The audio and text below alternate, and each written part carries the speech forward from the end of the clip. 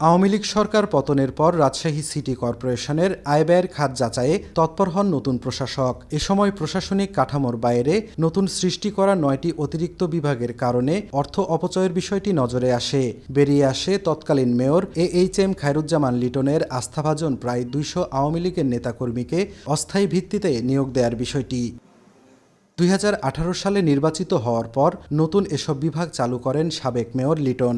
অনুমোদন না থাকায় তাদের বেতন ভাতা দেয়া হতো সিটি কর্পোরেশনের বার্ষিক বাজেট থেকে। প্রশাসক সাহেব চিন্তা করছেন বা প্রশাসন চিন্তা করছেন, তাহলে তো এখন আমার এগুলো দরকার নাই। সেই চিন্তাভাবনা থেকেই যেগুলো হলো আমাদের সাংগঠনিক কাঠামোর বাইরে আছে শাখাগুলো, যেগুলো বাজেট অন্তর্ভুক্ত, সেগুলো হলো বিলুপ্ত করার জন্য সিদ্ধান্ত গ্রহণ করেছেন। সিটি কর্পোরেশনের প্রয়োজনে যদি দক্ষ জনবল কেউ থেকে থাকে, অস্থায়ী কিন্তু দক্ষ, প্রশাসক মহোদয়ের সিদ্ধান্ত ক্রমে আমরা তাদেরকে বিভিন্ন শাখায় নিয়োগ করি। সিটি কর্পোরেশনের দায়িত্বশীলরা বলছেন, ব্যয় কমাতে অপ্রয়োজনীয় ৯টি বিভাগ বন্ধের উদ্যোগ নিয়েছেন প্রশাসক। বাদ দেওয়ার সিদ্ধান্ত হয়েছে এসব বিভাগে অস্থায়ী ভিত্তিতে নিয়োগ পাওয়া ১৭১ জনকে। অপ্রয়োজনীয় জনবল যেহেতু আমাদের সিটি এক্সটেনশন এখনো হয় নাই, সেটা হলো প্রশাসন এখন রাখতে চাচ্ছেন না। ইতিমধ্যে ১৭১ জনকে যারা অস্থায়ী নিয়োগ ছিল তাদেরকে আমরা অব্যাহতি দিয়েছি। এরপরেও কিছু যাচাই বাছাই চলছে। যদি এগুলোর প্রয়োজন না থাকে তাহলে এগুলোকেও আমরা অব্যাহতি দেব।